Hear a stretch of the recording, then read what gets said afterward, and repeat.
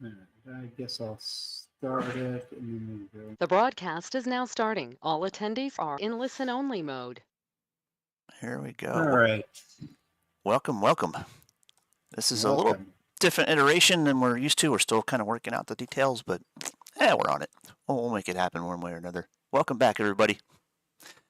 I'll let Matthew lead because he's So, got a webinar going.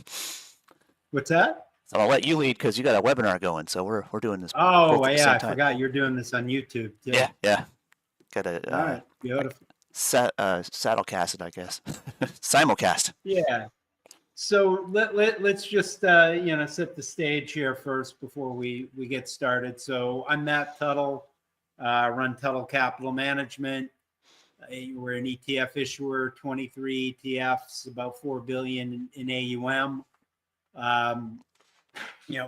A lot of the ETFs I design are for active traders because I'm one of them. I trade my own account all day, every day using something I call the HEAT formula. HEAT stands for hedges, edges, asymmetry, and themes. So, what we want to do here, and why we call it the watch list is, Jeremy and I, and I'll let Jeremy introduce himself in a minute, are going to talk about, the key themes, the key names that we're watching now, and also provide some education on, how we come up with the themes and the names that we're watching. So, Jeremy, turn it over to you.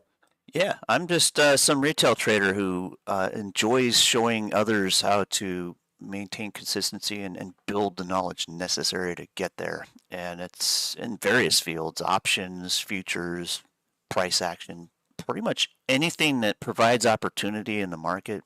I love, one, learning for myself, and then two, paying it forward and teaching others. So it's what the Bullish Bears is all about. It's a community where we have a few other moderators that are like-minded, each with their own different strategies and styles of analysis and trading. And, well, you get a variety with us, and anything you want to learn, we're all over it. We've probably forgotten more than most people will know. So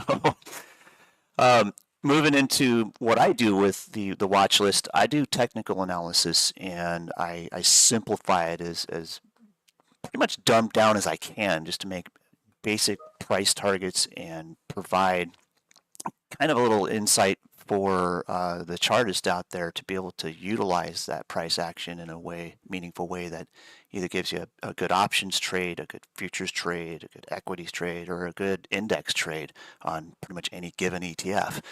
All that price action is the same, and price action is the fundamental for everything you want to do with trading. For some, it's book map and order flow and all the other different stuff, but price action is just the most simple thing you could learn that can build your basis to get you started as a consistent trader.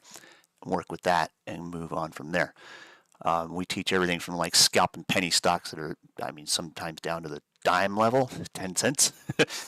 And teaching price action on that is the very same that we teach on futures and even swing trades out into monthly charts. Even it's all the same price action. It's just how you analyze it. Putting everything into one box and learning a simple procedure for price action analysis gives you an edge in any market condition. Combine that with Matthew here, who is an amazing fundamental analyst, also catches into the themes and the news and stuff like that that all has a play in the market. Add some technical analysis to it, and then suddenly you will be amazed with the kind of accuracy you can get from that. We've held. Let me push back on that for a minute. I'm not a fundamental analyst. Well, and quite honestly, I don't think there's any alpha left in fundamental analysis. All the information in the world is out there. When I started investing, it was the early 80s. And, that's when we had to go to a library. So you could have a lot of alpha in fundamental analysis, and you did. You have the star money managers who, would kill other guys. Right. You don't have that anymore. So what I'm a chartist at heart. Problem is I don't have time. anymore to sit around and be reading charts. I do, I'll do some trading based on charts. Typically, it's going to be more along the lines of counter trend indicators. I love 2, 3, and 4 period RSI. I talk a lot about edges, and I think most of the time, if you find an edge, it gets arbed away. RSI and other counter trend indicators. I also use a 2 period Williams percent R. Those have not gotten arbed away. I mean, people have known about that stuff since the 90s because it's based on human psychology. So I'll do that for some shorter term trading. Longer term, what I'm trying to keep track of is I want to be invested in today's top themes and tomorrow's top themes. So what I do is a couple things. A, I keep my eyes open. Like the AI theme is pretty obvious unless you're living under a rock. B, I'm looking at the news every single day. And if, an article is interesting to me, what I use is I use ChatGPT. So I will take that article, throw it into ChatGPT, say, hey, what do you think of this? Give me the winners, give me the losers. I pay attention to social media. A lot of times guys on social media are ahead of stuff, and are into things before I see them. Yeah, if I had to guess, the most profitable theme I was in last year was Argentina. And I got that from a guy on social media. Now, I have to think I would have eventually caught on, but he got me into it really, really early. And you look at any of those names, it's the most beautiful uptrend you've ever seen. I took profits. I'm looking for spots to get back in, and I'm looking for the next Argentina. But social media is another. So, that's kind of what I'm doing, on a day-to-day basis. I did a podcast yesterday. Someone said, well, aren't you addicted to ChatGPT? Yeah. I mean, at this point I am.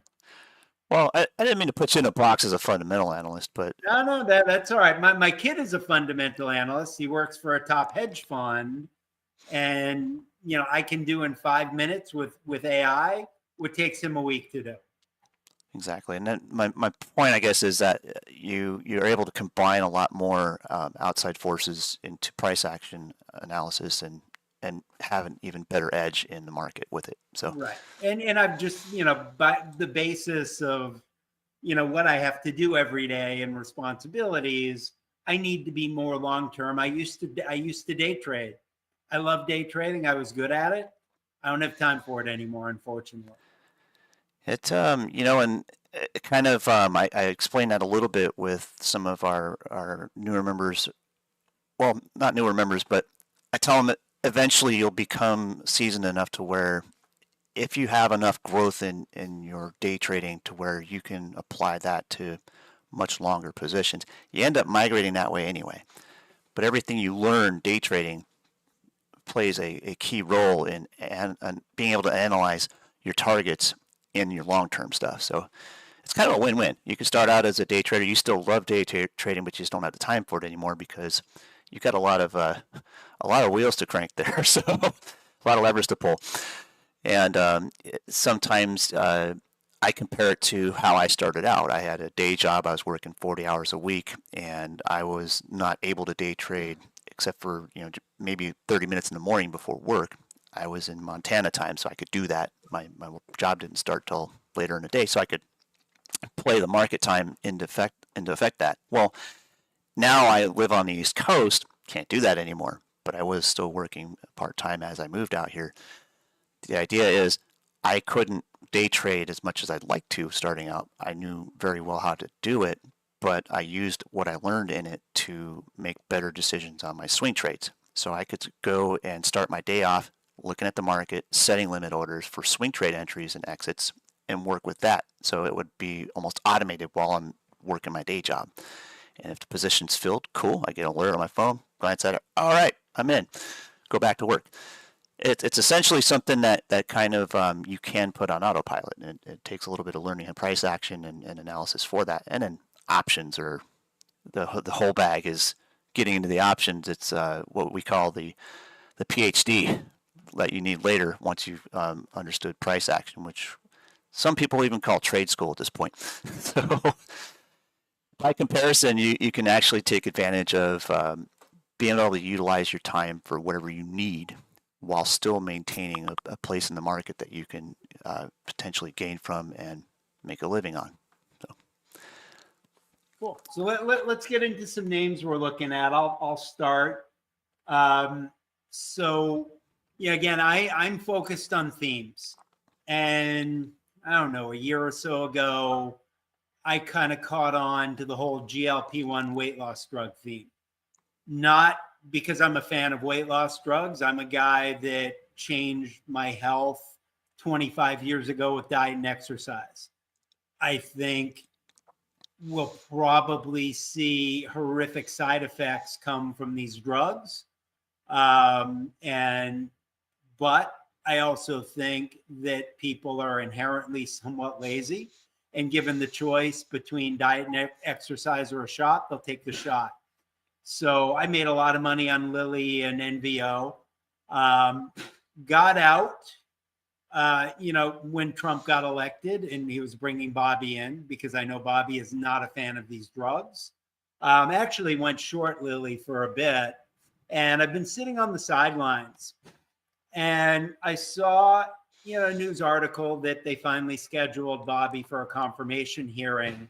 And I don't know why I use ChatGPT a lot, putting in stuff. I don't know why it ever occurred to me. You and I, Jeremy, have been talking. I don't know what to do with these weight loss drugs.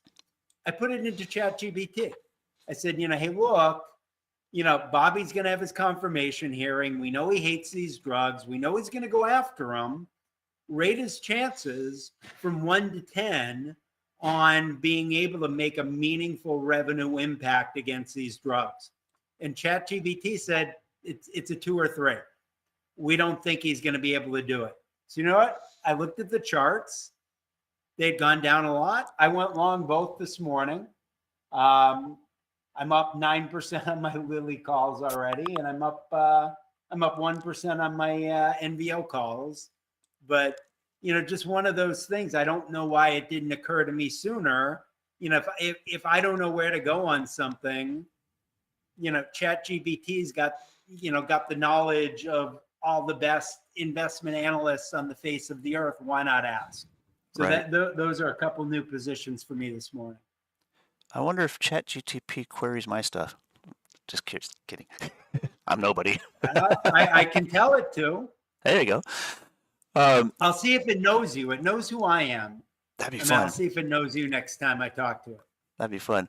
I like the chart on NVO better. For analysis, it works great. It's got really clean levels in it, and I know LLY is pretty much the same, but my drawings on LLY are chaotic, where they're just smooth on NVO. I can see a good reason to go long on this for at least a rebound trade. And for NVO, I've got a pretty obvious liquidity zone off this wick here on a weekly chart. Starts right around 85.5 and goes on up to about almost 90, about 89.5.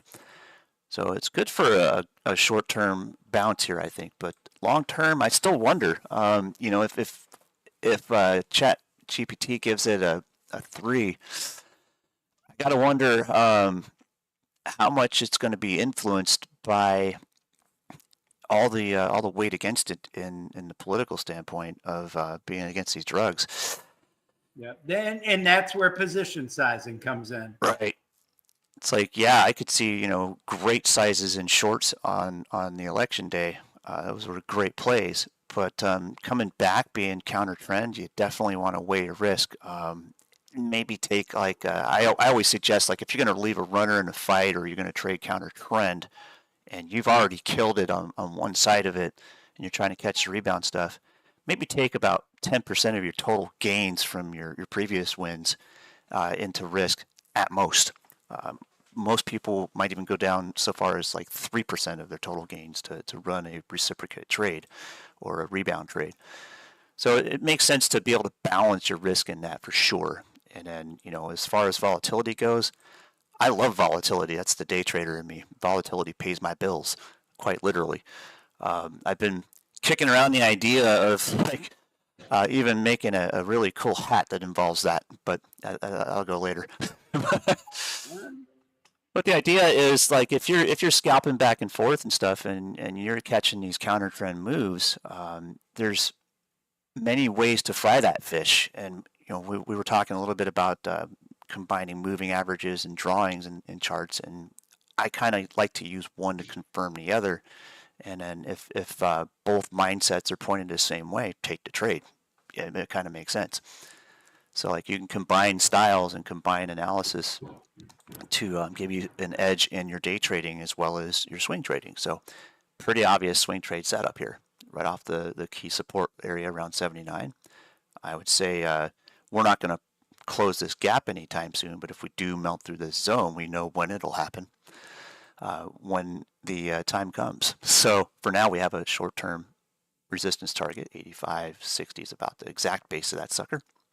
And all I had to do was look left and find a big wick where all the limit orders were. So find some bag holders and trade their range. What was the other thing we were looking at as far as there was a couple other tickers we were talking about recently? I mean, there's a lot. Where I think it's going to be very interesting is around healthcare and biotech. So Jensen Huang came out, I don't know, maybe a year ago and said that, the most impactful area for AI is going to be on healthcare. When I heard that, I started formulating the idea for, a AI healthcare ETF in my head. And I figured 2 years away. So, 2026, 2027, maybe I'll work on something like that. I saw a podcast with Mark Andreessen where he said the same thing. And I thought, oh, all right. I mean, maybe it's getting a little bit closer. Over the weekend, it came out that Nancy Pelosi had bought Tempest AI, which is a name that, you and I on the older version of the Watchlist had talked about. It's a name I own. Right. There's nothing better than, owning an obscure stock and news comes out that Nancy Pelosi bought it. So it went up 40% that day. It dragged up the other kind of main AI names. One is Schrodinger, SDGR, which is a name I've been in before, not in now. It popped immediately.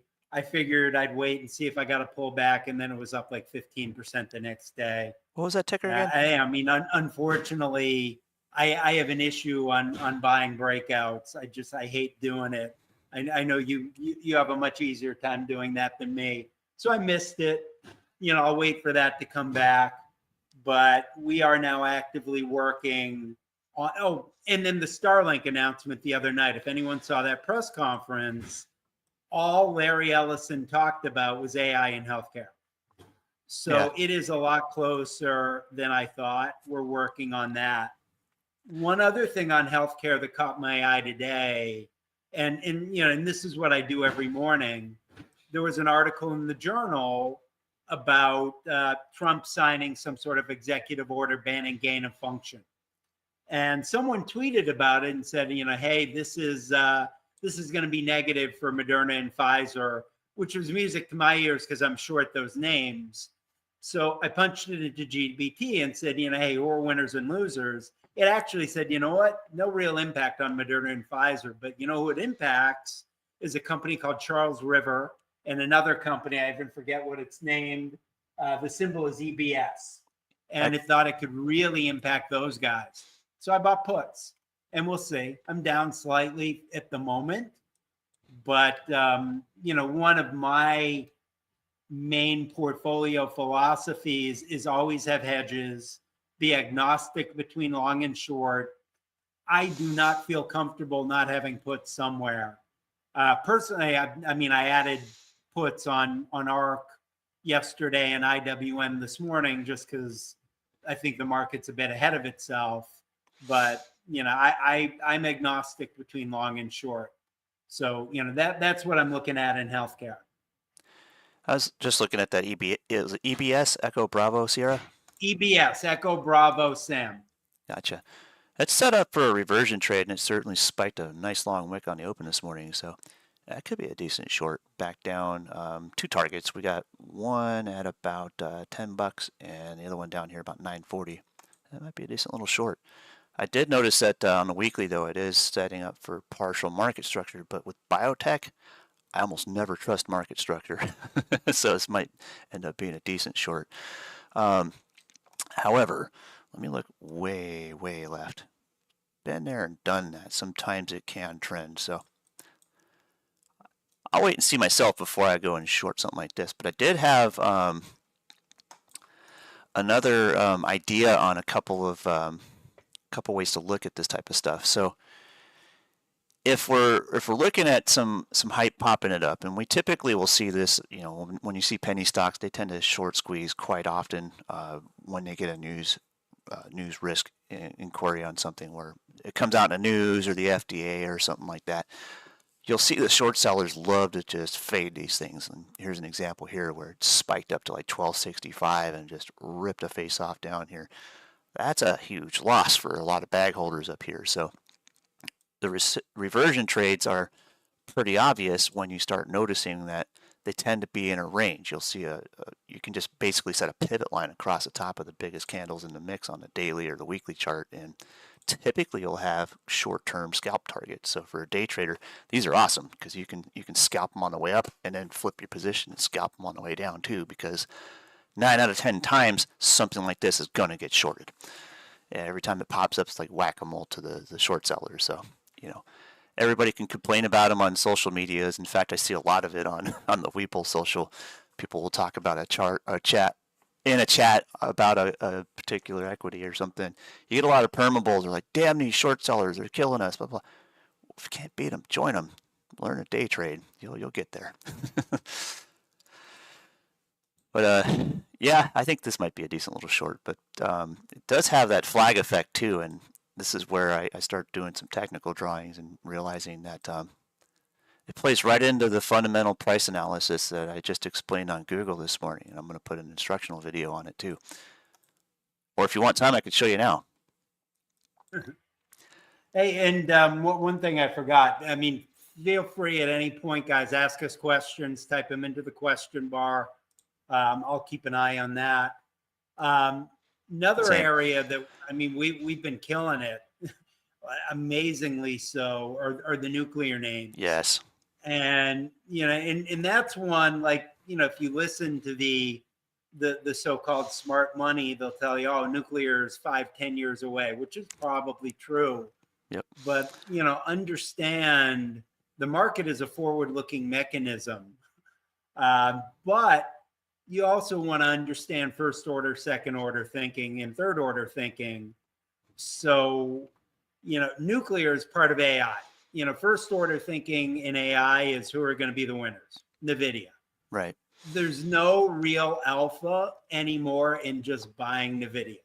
Second order is, what does NVIDIA need, or what does AI need to make it go?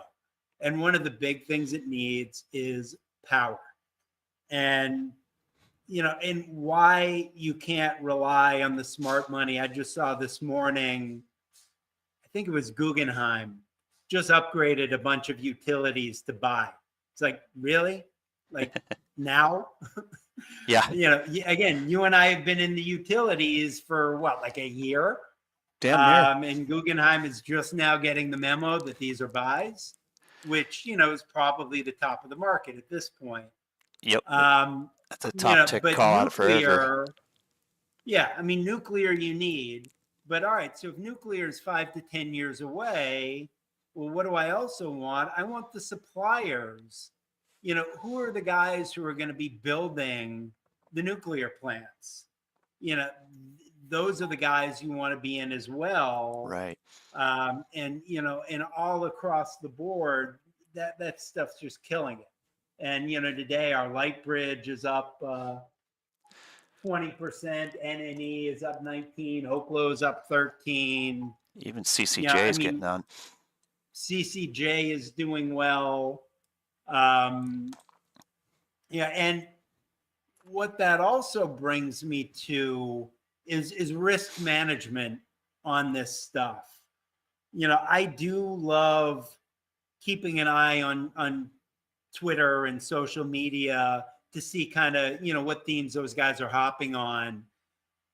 There are some people on social media that maybe have a lot more risk tolerance than me. One of the things I love about options is you can define for yourself what a unit size is. And when you're buying the option, you know exactly your risk. So, I can buy a light bridge, which, yeah, it's extended, but, I can define my risk exactly in an option. How much am I willing to risk on light bridge? My risk is defined and my upside is unlimited. And then what I'll do personally is I'll look through, and if something gets to be too big a part of my portfolio, I'll take some gains and cut it down to a size where I'm willing to lose. And then you get into a situation where your position is basically free. And you've already kind of made back your cost basis on the option, and then everything else is gravy. And it's great that like I remember way back when we even started talking about Lightbridge. I think that was that's going on 3.5 months ago. Time flies. Finally hitting my reversion target today, right there at about $9 or $8.80, $9 somewhere in there. Now I can go and say like, well, when we were talking about nuclear, this is one that just kind of popped into my brain because I had day traded it back when it was trading around $2. It's just a flash memory moment, but it's similar to how you would use AI to figure out, well, where are all of the attached equities in this? Who's the winner? What's the counterplay? Who's the producer? Who's the supplier? And Lightbridge kind of popped into my head as like, hey, I bet you these guys are going to be hot, and they sure as hell were. Now we can say, well, if things continue to get swifty here and keep running, it's pretty easy to just build measured move targets. And I just stacked one right now. I mean, we've got an extension all the way up here to like 1250 is a pretty reasonable range. Even though our fib level up here is 1275, it's reasonable. Now that we've crossed the reversion trade line right here.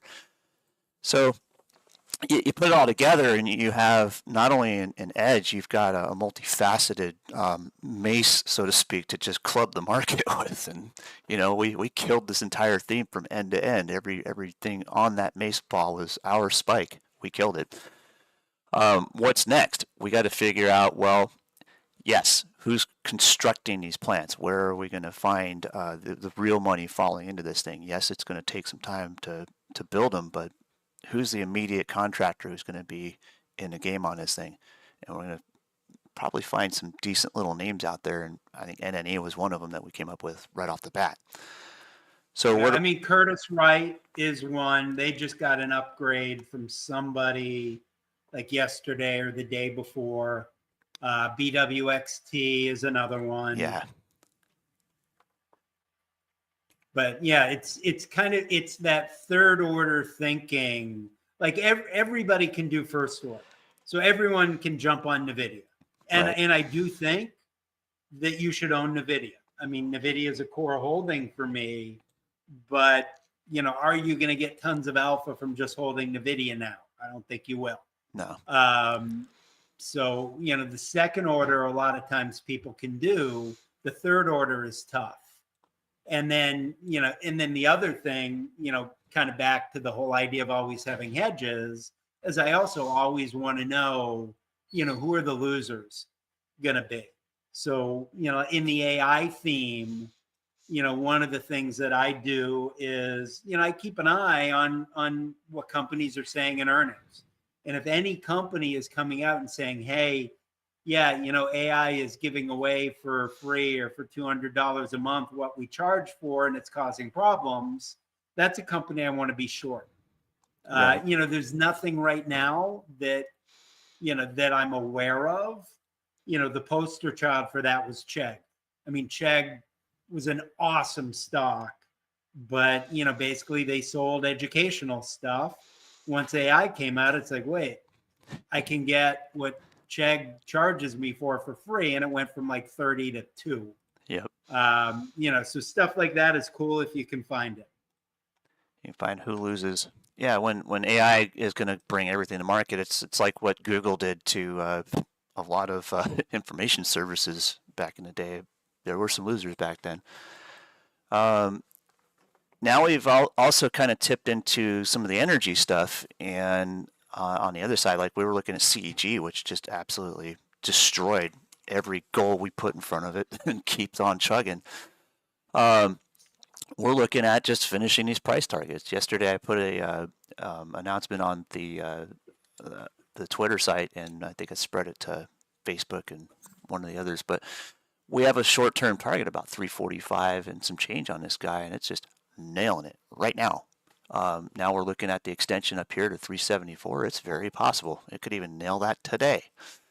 So pretty easy stuff when we start charting it and start having the fundamental knowledge of what's the big picture look like, where should we be focused, and then the tools that we get like AI, we can ask questions and inquire these things, so we can put all of the technical analysis data on a chart we want, and then use all this other stuff to confirm what we're seeing. And the first step though is finding what the theme is, and that's where you start looking for what's the current fad, what is the current rumor, what is the current thing that everybody's talking about in the market space, and it becomes easy at that point. It's just a matter of layering things together and finding your edge and trading it. Well, and you've got, you've got to condition your mind. So, when I was kind of starting out in the business, Peter Lynch, Fidelity Magellan, was the guy. And he wrote a book called One Up on Wall Street. And the whole idea was, look around at the stuff that you use, that you really love, and then ask yourself whether that's a public company or not. So like, his wife loved Legs Pantyhose. Whatever company, owned that, he bought and made money on. He would get breakfast every day at Brugger's Bagels, which was a Boston, landmark, so he bought that stock. Think the same way about themes.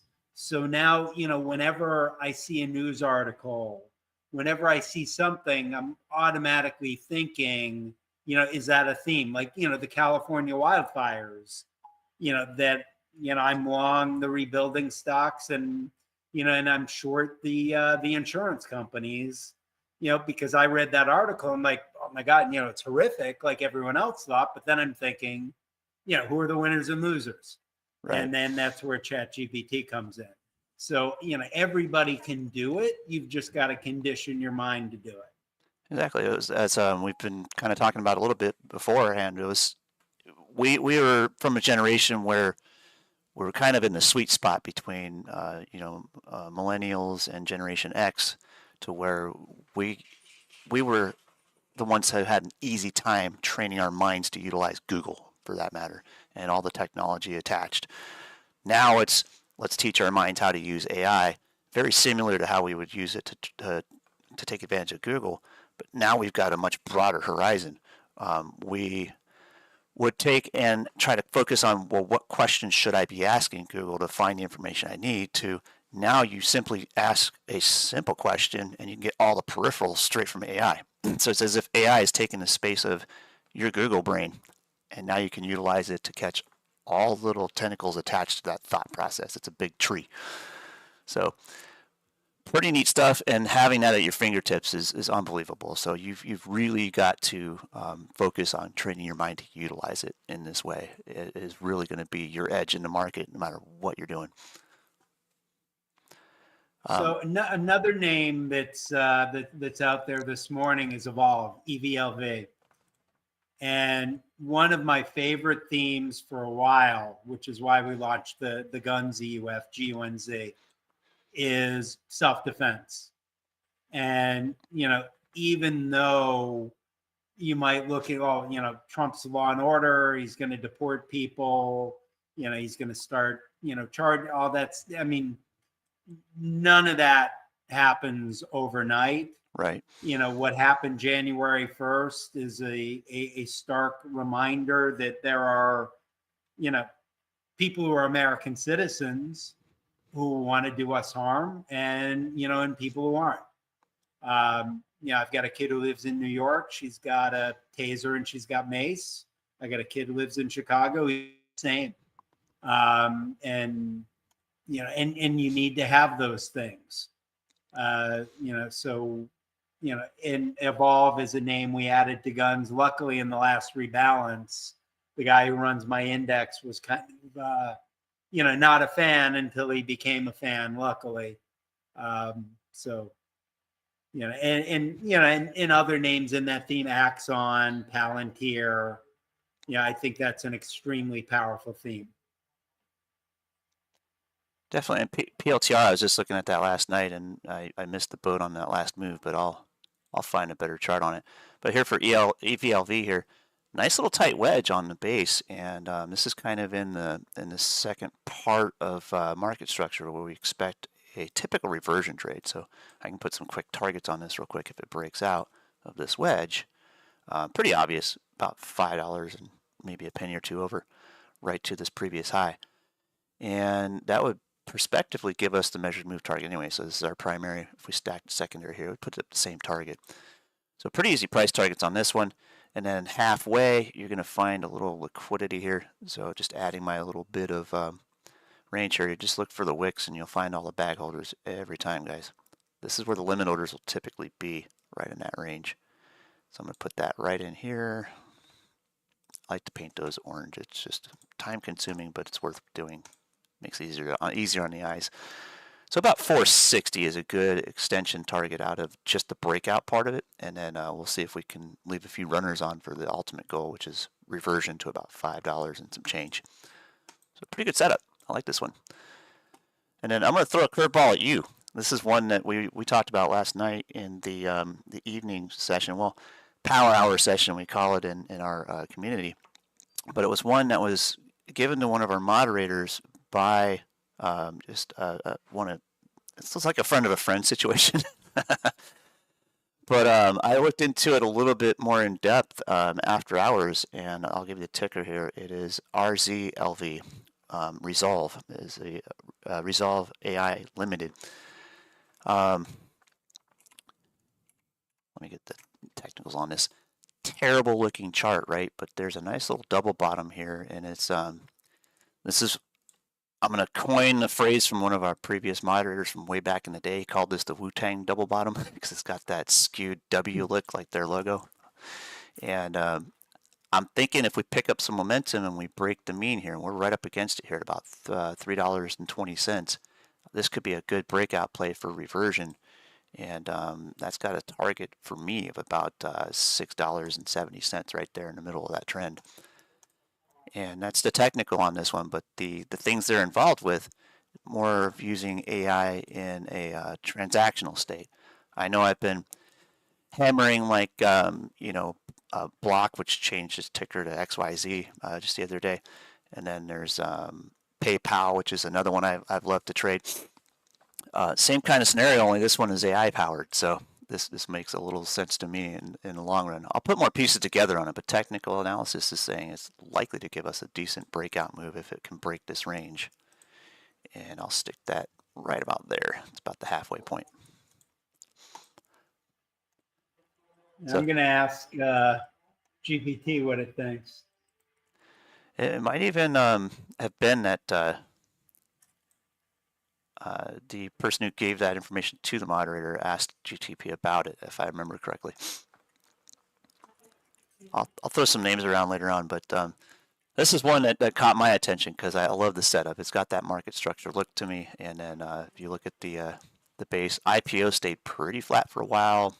Short sellers capitalized the crap out of this thing, and then it's just given us a really nice reversion target with a potential reversal here. So definitely one to watch. Yeah, I'll let you know when chat finishes running here. Very cool. That's a curveball. This is similar to that light bridge thing that I threw at you way back in the day. Yeah, though I mean, if this works out half as well or a quarter as well as light bridge, I'll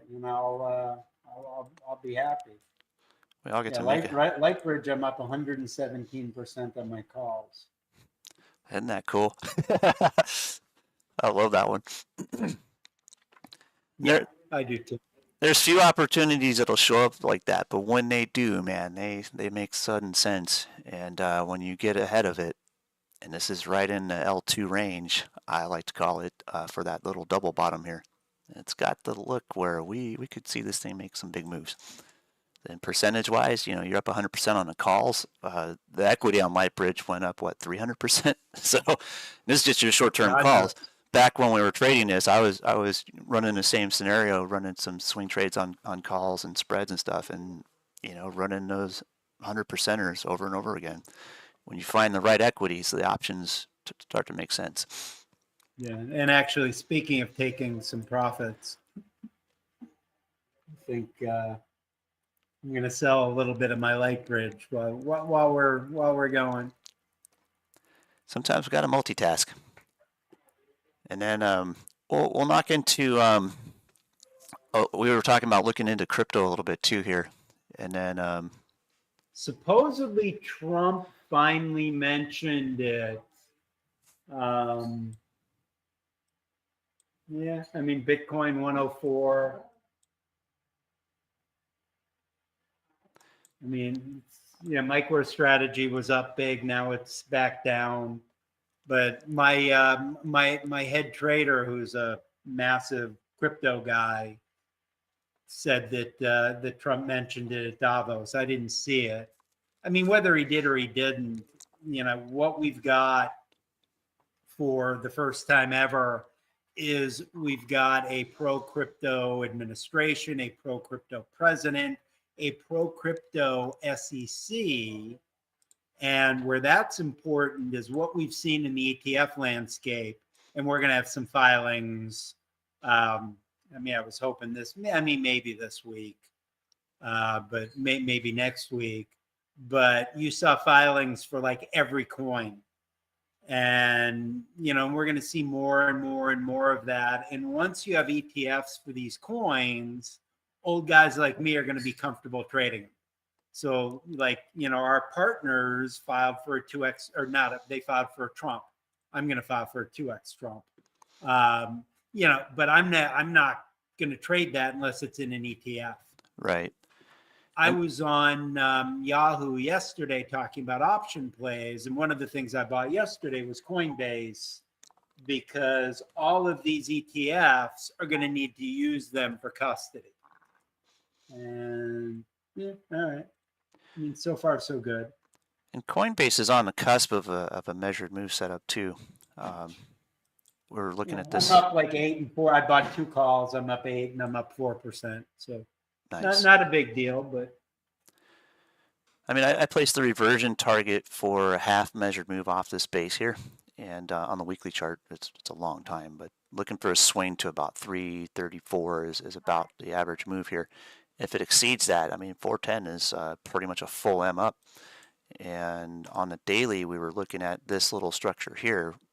When we talked about it last, we were looking at, it might be like the old inverse head and shoulders thing, but it's not quite. This is yet another Wu-Tang double bottom. I'm going to throw that around a lot. Coming up above the resistance level, we're consolidating, and the rest of the move, if things remain good, the daily, ride that 50 on up to that target. Might even just give us a quick blast and hit the top of this bar here first, so like 308 or so for short-term quick scalp target, and then reversion follow-through should be right up to the previous resistance level. So it's setting up pretty good. And then I was looking at Mara as well, kind of the same way, but this is earlier in the structure compared to Coin. I think Mara is kind of dragging a little bit, but it's got the same remember setup. it's a different business, Right? All related but different business. But it's a little bit earlier in the stage of the same setup that I saw in Coin here, where we have the little double bottom here, and we're starting to eke up against the resistance level. And if this becomes support, I got the pivot in red here at $20.36. If we break and close above that, maybe not today, it might be later in the week or next week. If that becomes support, the follow through for a reversion trade would be up to $22.50. So pretty easy setup there too. And then Back there's to Resolve for a second. Yeah. ChatGPT came back. So one of the things that I think is extremely important if you're using ChatGPT is learn how to prompt. right. So what I do is I don't ask it, hey, is Resolve a good stock? Is Resolve going to go up? I mean, to me, all that stuff's just stupid. Yeah. What I do ask it is to rate it from 1 to 10 on their ability. I love 1 to 10 ratings. Rate it 1 to 10, and I ask GPT on their ability to profit from an increase in AI. And they rated a 7. Normally I kind of like, 8 and above, but I mean, 7's not bad. It may be something I take a flyer on. Small speculative position. If Resolve successfully executes its go-to-market strategy, it could ride the wave of AI spending growth. Keep a close eye on its financial disclosures, partnership announcements, all that stuff. Yeah. Right. The old debt to asset ratio and all that happy stuff. And I took a small speculative position in as well, equity wise, yesterday, and doesn't have options unfortunately, but it's set up for a decent trade anyway. For an equity trade, it's not bad. Be cool if it ever became optionable. Not likely, but we can dream. Yep. And then we were talking a little bit earlier in the week about some of the quantum computing stuff, and we were able to make some pretty good scalps on it. But long term, it's still not quite there. IONQ was the one we're scalping recently in this diamond pattern effort, and it didn't quite break above the LZ up here, so it didn't quite shoot the moon here for the angular resistance. But it's still kind of hanging in there in the liquidity zone for support. So I'm looking at some short-term possible quick liquidity grab or liquidity dip to eat the rest of this candle here. Maybe we see it bounce off of 39 real quick.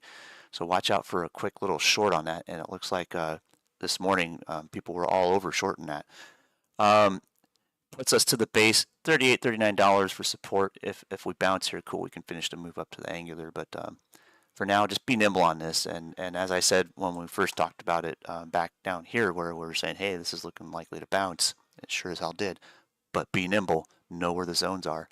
Now we're in an area where if you took profit off of this move, take a very meager approach to adding any positions here, long or short. Don't throw a bunch of weight at it. This is where you take the weight off. However, there is some angular here, so we're kind of teasing that. Maybe we get a quick bounce, liquidity grab again, see another wick pop through here, and then short it. So it's possible. We'll see what happens. Now, for me, I'm looking at it differently. So I've got leaps on all of these names. Yeah. Position sized accordingly because we don't know. Quantum could be 30 years away. It could be a month away. We have no idea. Quantum could be bigger than AI. It could be a flash in the pan and go away. I think there's tremendous potential there. I like having appropriately position size leaps. We're working on a quantum ETF because what's out there right now stinks. And what I've constructed, and I had AI constructed for me, blows that away. I think there's potential that either quantum could be bigger than AI, or quantum along with AI working together could be a game changer. So I'm going to have leaps in all these names. If I have time, I might do short-term trading in and out of them. And there are ways that you can construct options positions to reduce risk.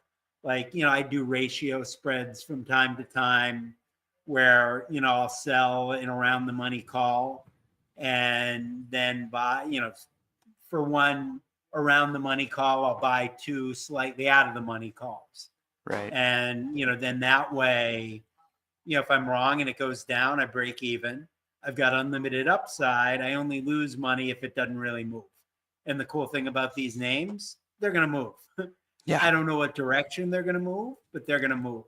And why I like having them, long term is so much is happening so fast that you could be the best chart reader in the world, but you can't see the news coming. I mean, CEG was a great example. Right.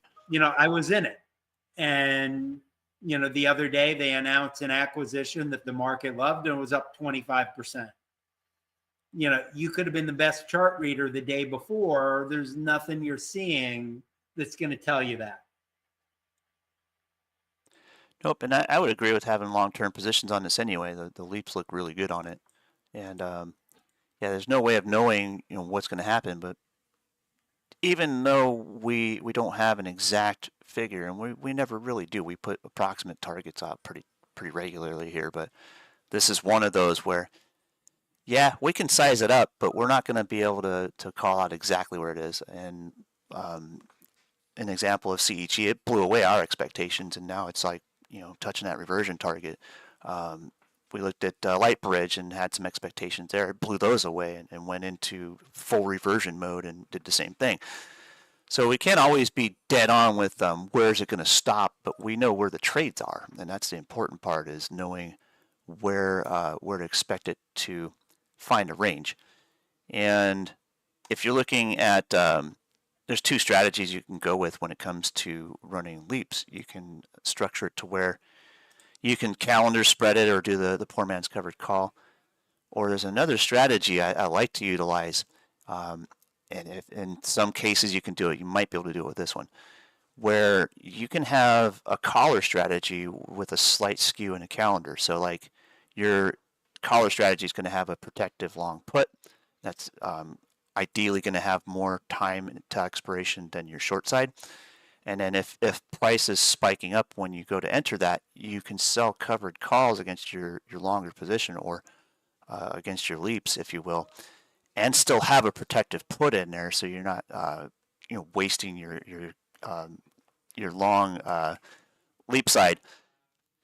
In a sense, if it runs you over to the downside, you're at least protected on the downside with it. So you're not in a directly biased position. You're just selling some calendar spreads against your leap and also protecting it with a protective put. So you lay a collar on top of it with a calendar spread on the call side. So you take the calls a week or two beforehand. This also works with long equity positions the same way. You could be long equity and then just build a direct collar with some skew between the calls and the put side, where you can go a week or two back on the calls.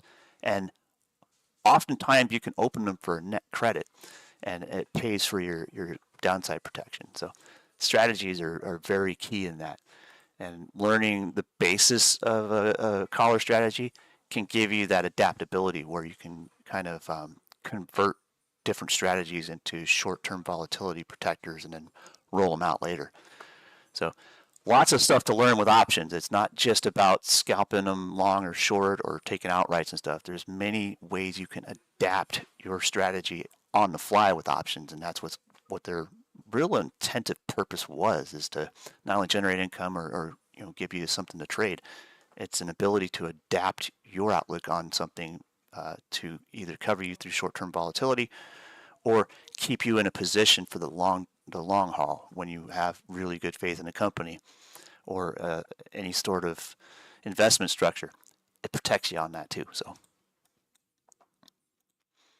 we just had a statement from Howard, which I would agree with. Said tweet analysis is more important than technical analysis with the current administration. And a great example of that is coal. So again, I think, Trump is done talking at Davos, and, I missed a good chunk of it, but I think he mentioned something about coal. Luckily, I've been in BTU and HCC. Again, part of the energy theme, I think, is all of the above. We're going to need everything. Oh, yeah. But BTU just spiked. I waited for it to settle down, and I just added to my position. Nice. I mean, regardless of him mentioning anything, I love that chart. So I had a question on the YouTube side asking what option I would purchase for Lightbridge and how far out would I date it. It's hard to specify that. I can lay price targets out on a chart, but choosing options is going to be entirely up to the user. I have a very, very diverse or a very different way to utilize options trades than Matthew here even. But I'd like to think that I'm also very much different than most options traders in that respect.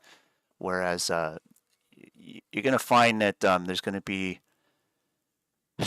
layers to that like an onion. You can choose what's going to work best for you, and it's all going to depend on two things. One, what are your expectations? Two, what is going to be your risk to reward ratio on that, or how much weight are you going to put into it?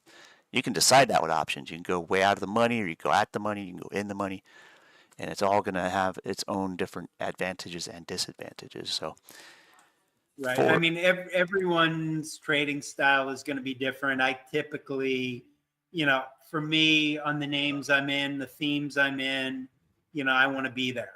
So my long-term themes, I might go out a year, I might go out 2 years.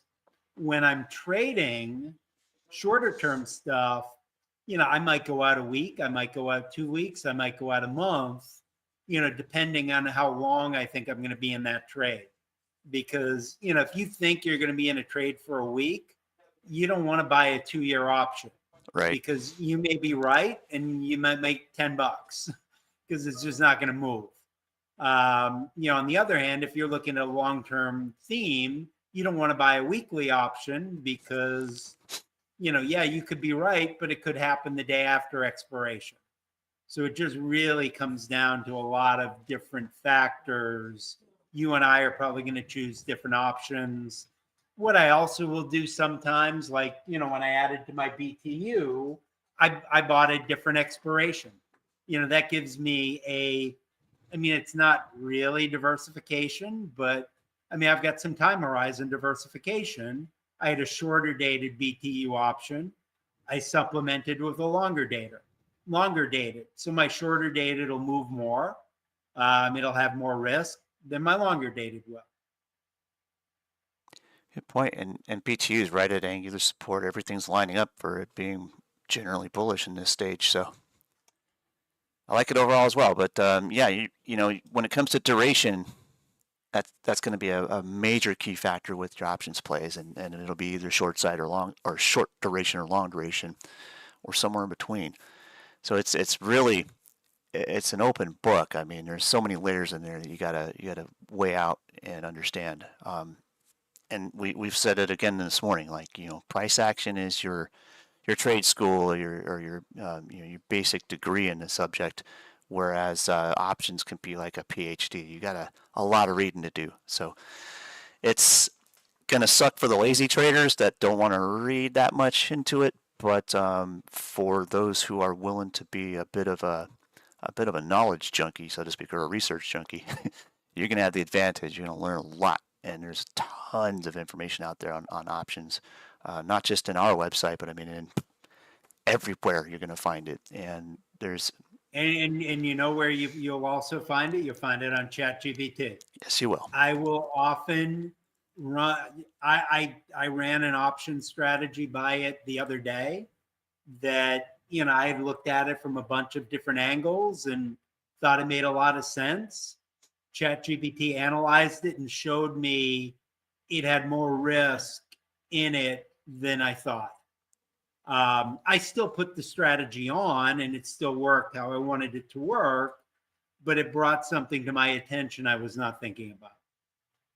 Right. Let's it's 12:29, so let's start wrapping up. Yeah.